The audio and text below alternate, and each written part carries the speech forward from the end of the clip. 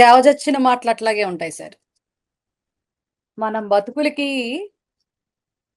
ముగ్గురు గలిస్తే తప్ప వాళ్ళ నాయకుడు ఎమ్మెల్యేగా గూడా అవ్వలేనటువంటి పార్టీలో ఉన్నటువంటి వాళ్ళు హ! మా నాయకుడిని పట్టుకొని మాట్లాడటం అంటే నిజంగా పులిని జూసి నక్క వాత పెట్టుకున్నట్టే ఉంటుంది సార్.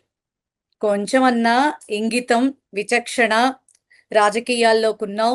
ఏదో తిప్పలు పడి వాళ్ళ నాయకుడు వాళ్ళ బతుకులు తాకట్టు పెట్టి మరి అడుగులేసినప్పటికీ కూడా ఇతగాడి అదృష్టం ఏదో బావుండి ఆ 21లో ఒకటొచ్చి ఏదో ముగ్గురు మీద కలిసి హ్మ్. గెలిచేటటువంటి ప్రయత్నంలో ఎమ్మెల్యే అయ్యాడు. అసెంబ్లీలోకి హుహు.